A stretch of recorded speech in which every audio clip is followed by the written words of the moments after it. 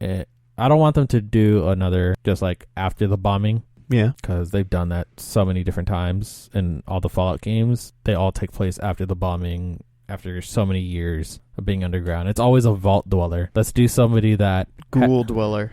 A Google dweller. There's no Google there. No, ghoul dweller. Oh, ghoul dweller. Yeah, let's see a ghoul's perspective. Yeah, because ghouls basically are immortal. Yeah, somebody that becomes a ghoul. That'd be cool. That'd be interesting. And you just see, like, right at the end, the bomb drops, and then they just survive through a hellish landscape for a couple of years. Yeah. Until somebody walks out of vault. Yeah, maybe. No, at least do the events before the, like, have him do a backstory of how they got to this world. Do I get to see what a Deathclaw came from? We all know what Deathclaws came from. Where they came from? They're, like, little geckos, or... They were a reptile, and they were experimented on originally, and then the bombs went off and mutated them. That's basically what happened to how a Deathclaw was made. I want to see a Deathclaw become a thing. Become a Deathclaw. You know, that'd be interesting to have it. Body morphing, or maybe it's through generations of evolution.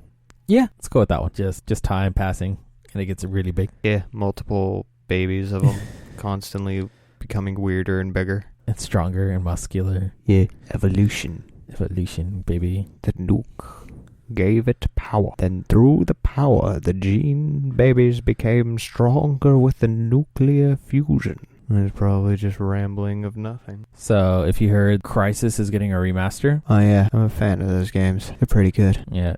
You saw the trailer? Yeah, it was back and forth for me on the look of it. And the quality. Yeah. There were some aspects that I thought the original looked better and cleaner than this remake. I understand that. I had that feeling throughout it too. Yeah, so from what I heard, that the community that follows Crysis and really wanted them to bring back the original, they were very not happy with it. Oh, there were some words that they had to say. Oh, yeah. They had an angry letter. Yeah. The developers for the game are actually pushing it back. Fair enough. So because they heard about all the backlash and are now going to remaster what they did. So they are going back and cleaning everything that the people didn't like about the trailer. Okay. Yeah. So if you saw the trailer, you can tell there were things that the remaster kind of took away. Yeah. Like the atmosphere for some of the scenes weren't as glamorous. Yeah. So there's like the plane. This is just a simple one. It was the plane. Textures and lighting in there were a bit off. Yeah. Just from the original and the way that the remaster took it, it kind of cheapened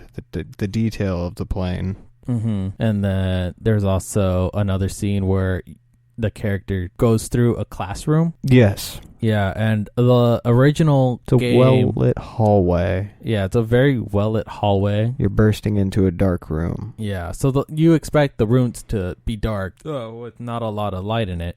But if you saw the remastered trailer, it was very bright. Very bright. Your character was dimly lit. Yeah. Kind of fading into the shadows around you, making it kind of hard to see even where you are, I would say. Mm-hmm. And then the character model, if you had a good eye in the remaster, that some of his armor was clipping, falling off of him. It looked like it was falling off of his back. Looks a little painful. It looked very pointy. He looked like he was rocking some old 80s villain armor. You know, the shoulder spikes, the shoulder pad, those really pointy shoulder pads. It looked like outdated Fire Nation armor. Oh yeah, when they were trying to sneak on to one of the ships. When the Fire Nation was attacking the North, yeah. Yeah. No one does these shoulder pads. Yeah. They got rid of these like 100 years ago. What? What do they wear now? Something more linear. Yeah, his body was falling apart in the Crysis trailer. He had some shoulder spikes rocking. Mm-hmm. And then there was also a plane. Or a jet. It was a jet that got hit and was crashing. Yeah, it was on fire. Yeah, and if you saw the trail from the smoke on that jet, it didn't look right. It just looked like a big fiery cone, I guess. Would define any kind of jet crashing out of the sky, but the fire just kind of blended all together into a smearing bright thing. flame instead of just like in the original you could see individual flame particles flying off a little bit better in some detail. Like it did look like more real fire in the original than it did the remaster. In the remaster, it feels like you're kind of looking through a J.J. Abrams camera with all these lens flares going off everywhere. Yeah, they need to really work on this game. Yeah, like when we saw a comparison video, it was just wow, they got to do some stuff. There were some good things to take away from it, but there were also some bad things to take away from it. There was just too much in between. Where, like... It didn't look like it really deserved to be remastered. Yeah, or it didn't look like it should be released now. It should look like it deserves more time in the oven with what it's getting. Yeah, thank God. Yep. Because the original one was, like, supposed to destroy your computer or whatever console you were playing it on. And then they were all upset because it's not. This remaster isn't doing it. This remaster isn't... pushing our consoles to the limit. Yeah. And we're at the end of a generation, so let's push these consoles to their absolute limit. I'm not going to play it safe with this Xbox anymore. Let's start putting it through its high mileage life. Yeah. We're pretty much there. We're just waiting for release dates at this point. Yeah. For our new consoles. Pretty much. Yeah. It's time to say goodbye to these consoles. It's time to show them what it's like to run on high peak performance. Oh, yeah. We're going to overclock an Xbox. We should do that. It sounds dangerous. I'm on board. Let's do it. It'll be great. We're going to have fun. We're going to destroy the consoles. We're going to hook it up to a car. Oh, my God. What happens if you freaking... Okay, so what happens if you put a new gen game inside the an Xbox One, and you try to run it? It explodes. But it'd probably explode. You would hear that fan on that console just go zoom, just like heat up so fast and just go on the fan.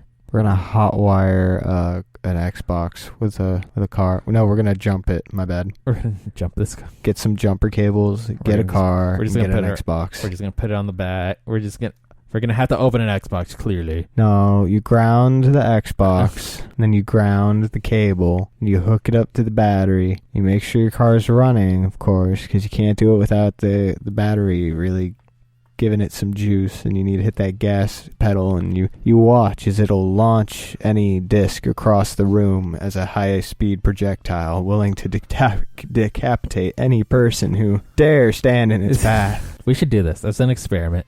Sounds dangerous. We're just going to have to buy another Xbox, but we can't buy any Xboxes right now. Yeah. Or PlayStation. Or Switches. Yeah. Damn it. Okay. Well, this has been The Exposed Wire with just Eric and Bonds. Okay. Talk to y'all later. Bye. Later. If you enjoy the podcast, make sure to check us out on Instagram at exp_wire or on Twitter at exposedwire. Thank you. We also have a YouTube channel now that we're slowly updating. Slowly building that. Yeah, slowly building that one. Our YouTube channel is Exposed Wire. Yeah. Make sure to subscribe there. And thank you all for listening. Bye. Bye.